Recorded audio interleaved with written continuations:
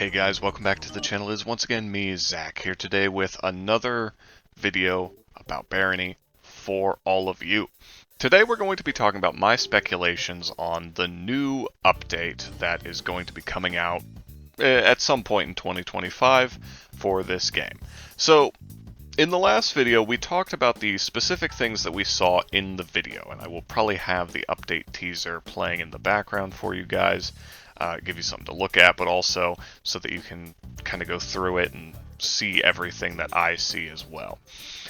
What we know about the next update is that a lot of stuff is going to be free, and we're not really going to talk about that stuff too much because I covered that in the last video. What we're going to be talking about this time is actually more tied to the DLC that's coming out alongside it. Now, Barony DLC is always pretty similar in terms of how it's set up, and there's a lot to cover within that. But what we can guess, and it is just a guess, is a couple of things. One, we can guess that there's probably going to be 4 races and four playable races, I should clarify, and 4 playable classes added in. Now, they could break this formula at any given time, okay? But it is, I think, a pretty decent guess that they will stick with that basic formula. Now, I want to make a guess here, myself, about what races are going to be included. I think classes are a little bit trickier to guess, but I'm going to take a stab at that later on in this video as well. So first off, I think that there are 2 races that are relatively obvious that people have wanted playable for a while now, and I think that they both are fairly likely to make it in. Now, option number 1 is, of course, the gnome. The lowly gnome has been my sworn enemy for a long time, as well as the least popular enemy, as proven by my very scientific poll done not that long ago. Thank you all for voting on that. But in addition to that, the gnome has been a class that people love to hate, or not a class, a race. Man, that sounds fucked up out of context. It's been a race that people love to hate for a long time in Barony, right? And it's also been a class, race, damn it, that people have wanted to play for a long time. So I think that Gnome is kind of a shoo-in. There's been some hints that this might be a thing that's coming soon for a while. A notable one is during the Ruins update that they did not that long ago, the Barony fellas at Turning Wheel gave the gnomes a lot more outfit options as well as gear and equipment, and I think that some of that might have been done, or at least some of that work might have been helpful for the goal of making gnomes a playable character and race, right, for the players. Which, if true, would be big, would be cool. As for the next one, I think that the next most likely is kobolds. Kobolds are already a race that can equip a lot of different items and a lot of different gear, though there are some that for normal kobolds are out of the question. And that might even play into their racial abilities, who knows. But kobolds are another one that people have wanted playable for a while. They're cute. Kobolds are, let's just say, popular on the internet, and leave it at that. But in addition to these facts, kobolds are also another short king race, right? Similar to gnomes. And that might be interesting to have more size diversity within the playable race options in Barony. I don't know exactly how it would necessarily turn out, or if it would even matter at all, but at the very least, in terms of making models that fit gnomes, I think it would be easier to tweak that to fit kobolds than to, you know, necessarily fit it to other enemies in the game that I'll talk about later. I don't think kobolds are necessarily a shoo-in. I think gnomes are pretty likely. However, one thing that I do think makes gnomes pretty likely is the name of the actual DLC, Deserters and Disciples. Now, deserters could mean a lot of things. I have ideas about that, but you could say that gnomes fit into the deserter category, right? Gnomes seem to roam around in bands and groups, so any playable gnome would probably be seen as traitorous to its people, which would be so perfect, by the way, if gnomes hate you for playing a gnome. Like, if when you play as a gnome you have literally no allies, that would be a banger choice on Turning Wheel's part, in my opinion. But in addition to that, I think Disciples hints at kobolds, because kobolds throughout the game are shown as being cultists, right? So there's definitely something to be said for, in my opinion, kobolds being a decent option. The next most likely choice, in my opinion, is bugbears.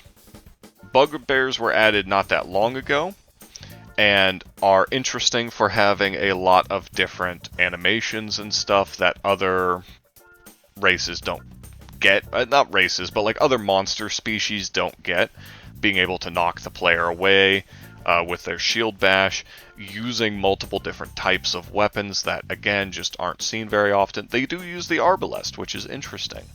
So we already see them using ranged and melee weapons. They don't use magic, but that's probably pretty easy to handle. And they do have shields, all of which are things that player characters are expected to use and interact with.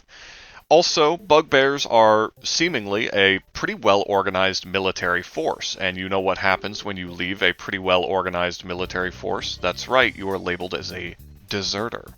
So I think that there's something to be said for that. In addition, I think bugbears would be cool because you could probably make them friendly to goblins as well as bugbears themselves. I don't know about kobolds, but definitely goblins and bugbears, since throughout a lot of D&D and other similar stories and stuff, bugbears fill this role as a kind of stabilizing force in the lives of goblins, acting to organize them in ways that goblins might not otherwise organize themselves.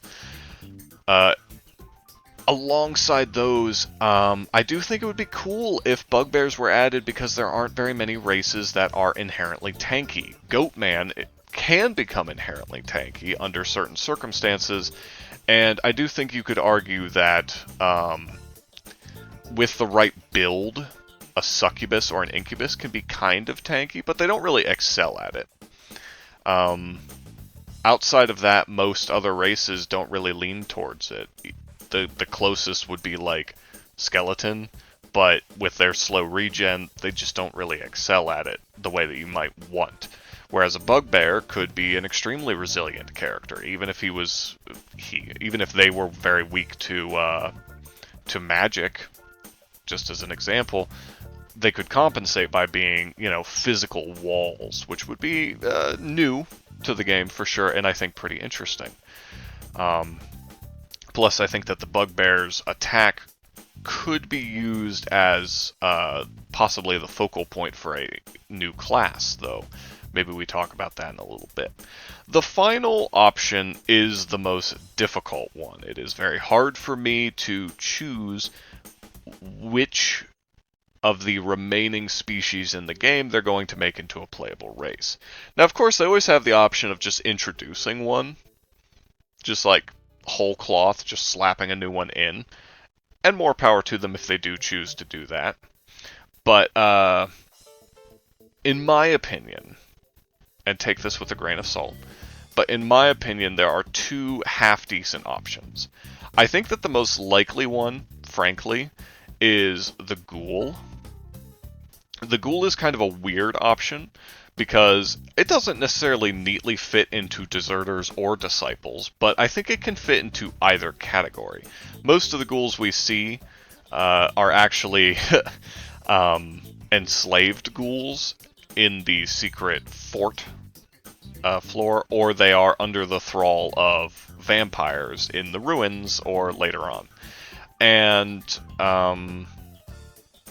that would count as deserter, but could also count as disciple. You never know.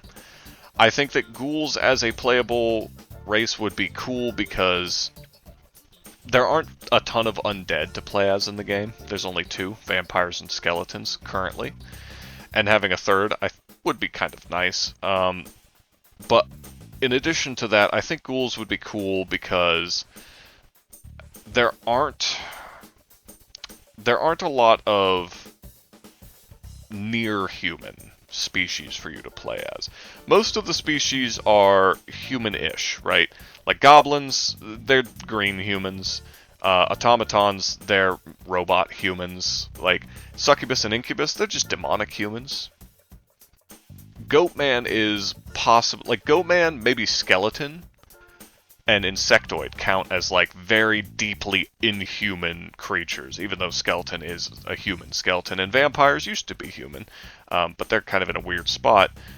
Goatmen and insectoids especially feel very different. Now ghouls, of course, used to be people, but they don't feel human in the way that they move and work in the game as is. So as a playable race, I think they could be kind of interesting, though it sort of depends on what abilities you give them. It is a good example of another race that could be used as a tankier sort, which I think is cool. And it's another race where you could give them interesting hunger mechanics, possibly tied to being able to, you know, like you could just do the insectoid thing where ghouls can eat just about anything, but only meat, right? Like, similar to the insectoid, they can eat cursed stuff, but it has to be meat of some kind, or like tins. However, another option might be, instead of that, make it so that ghouls have to specifically kill enemies to regenerate their hunger, but make their hunger work differently, right? Like make them a zombie. They have to eat brains to survive, so they have to get the last hit on enemies to replenish their hunger bar, etc. Kind of interesting stuff. I don't know if they would necessarily do that, but I think that it would be kind of cool, especially if they can't die from hunger, they just get weakened by it. That would make them similar to the skeleton, but with their own kind of set of buffs and debuffs. Either way, the other option I think that could be the fourth slot, and the one that I think is a little bit less likely, is the Imp. There are two demonic playable races, and they are kind of like mirrors of each other more than they are anything, because Incubus and Succubus are the only two races in the game that are still gender locked. Well, none of the other races used to be gender locked, but you used to get a buff dependent on which sex you were. If you were male, you got a strength, +1 strength. If you were female, you got +1 dex, I believe it was. They did away with this a while ago, I think when they did the big graphic overhaul, but Succubus and Incubus, of course, are locked in, male and female. So in a way, they're really only one race, in a way. So adding in another demonic race that's separate from them would be kind of cool, even if it had some of their similarities, like maybe being able to use cursed gear and stuff like that.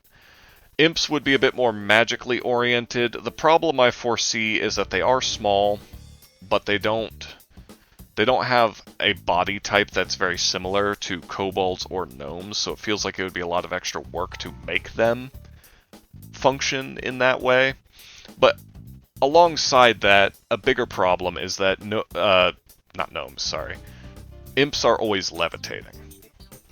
So it feels like that might be a little bit busted to me. I don't know. That being said, I do think imps are a reasonably possible choice, although I think there is something to be said for the fact that they probably wouldn't let you play as a race that you can shaman transform into, which would be rat, spider, troll, and imp. So, again, I don't know if ghoul is very likely. It is possible they just add in a new one, but out of the ones that we've got in the game right now, I think that they are probably the most likely. But we'll see. Who knows for sure. Now, as for classes, this will be a much briefer section because honestly, there's really no way to tell for sure. We can see in the teaser trailer that there is at least one class that seems to be built around instruments, and my guess is that you use these instruments to buff yourself, probably following a similar kind of mechanic to the bells that they added to the ruins, but also there's a chance that maybe they will debuff your enemies as well, which would be kind of cool. I don't know for sure. However, that class also has a sword and seems to be good at parrying. Is parrying going to be something built into all classes? Can anybody do that? Or is that a thing unique to them? I'm going to say right now that the likelihood that it is only tied to one class is pretty low. Most likely it will be a weapon stat. Certain weapons will let you parry, others will not. That's my guess. So we know that there's almost certainly a bard class. Now which race ties in with the bard the best? Well, that's kind of debatable. I mean, arguably, this could be evidence that there is a new race coming out, right? I don't want to say that Barony is necessarily going to do any more stereotypical, like, fantasy races, but maybe an elf, perhaps?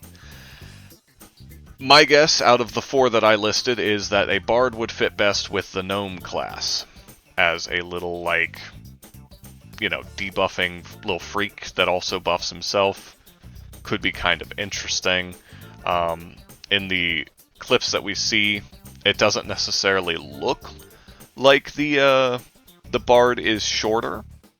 Could be played as a human, of course, but could also mean that maybe Gnome's camera is set higher. Unclear. Either way, I do think that the bard is a very cool-looking class, even though we've barely seen anything of it. Even if everyone else can parry with the right weapons, it is cool that the bard class starts off with those as an option. As for other classes, if we're matching them up, I mean, with the Bugbear, some kind of tanky beef boy class focused around shields would be cool, in my opinion. And I think that that class having the ability to knock back would be one of its kind of defining characteristics, perhaps. I don't know exactly how they would do that, but it is the kind of thing that I think would be cool added into the game, even if, again, it's something that anybody can do with the right shield.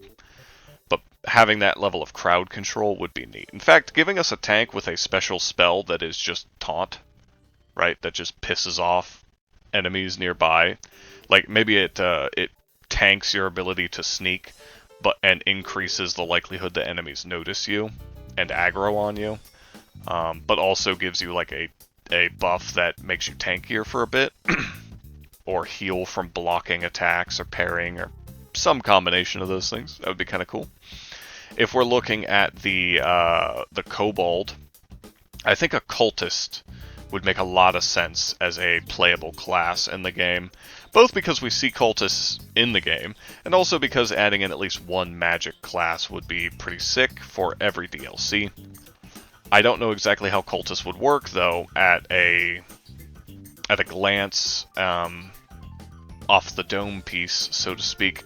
I would say that maybe the cultist has the ability to cut into their health in order to cast more powerful spells. Obviously, vampires can cast spells with their HP instead of mana if they happen to run out, but I'm talking more along the lines of you activate a dagger in your inventory, it hurts you really frickin' bad, and then you can cast spells at really high level for a bit.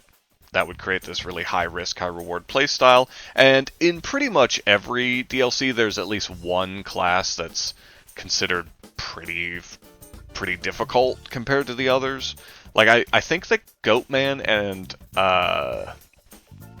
did Goatman and Vampires come out at the same time, actually? I don't remember. But the Accursed is another good example of this, being a class that is high difficulty with high reward and kind of unique mechanics, or, I mean, I don't know about high reward. I think it's kind of mid, personally, but you can see my tier list for that.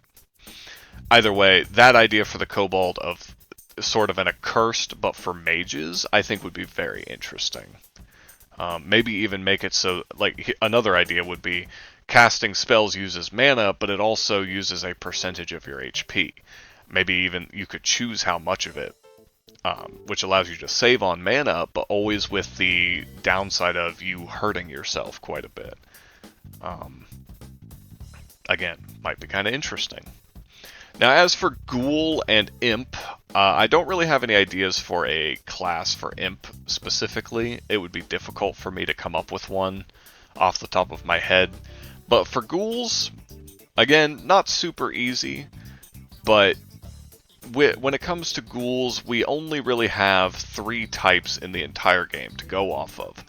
One is the baseline Ghoul that doesn't do anything except punch you. Now, having another unarmed class in the game would be kind of cool. I don't really know what they would do exactly, but it would be cool to see if they came up with an idea.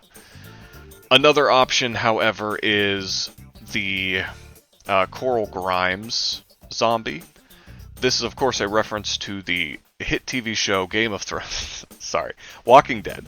And Coral Grimes in the show, I mean, he's like a dude, but Coral Grimes in the game, his hat gives you ranged bonuses. He gives you a bounty. Like, it's not very ghoulish of him. However, the bounty mechanic might be kind of interesting. Making the ghoul into a bounty hunter might even be kind of a cool class idea.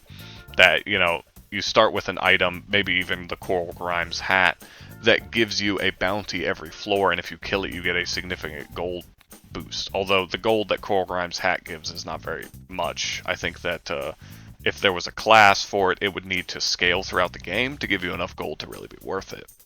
That being said, Coral Grimes himself is, or I guess Coral Grimes' hat is kind of a cool idea to base a class around, and I don't know what else the class would necessarily do. I suppose it would be, if it was like a bounty hunter specifically, I suppose it would be cool to see it have some stealth bonuses. Maybe, honestly, maybe giving it an item similar to the monocle that the merchant has, but inverted. So it lets you talk to humans and NPCs, but not shopkeepers. They still don't like you. That might be kind of cool.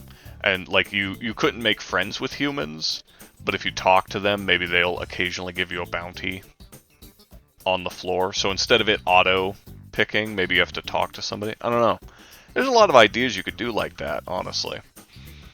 But I do like the idea of the class being kind of good at very basic leadership, very basic appraise, very basic trading, all kind of fitting in with the bounty hunter gimmick. But I don't know outside of that. It really depends on what kind of stats they would give to them. Either way, this video's gone on long enough. I've talked about the 4 classes that I think, you know, have a pathetically small chance of being in the game. And I've talked about the races that I think have a decent chance of being in the game.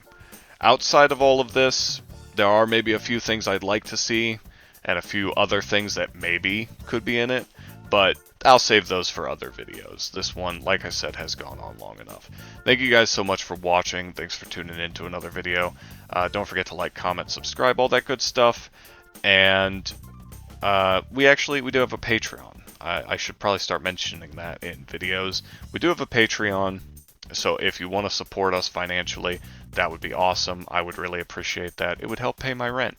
So, you know, check that out. Links in the description, as always, for all of that stuff, as well as a few helpful links for Barony stuff that I just have always kept in the descriptions of these, like alchemy guides and stuff. But either way, thanks for watching. Have a good one, and peace.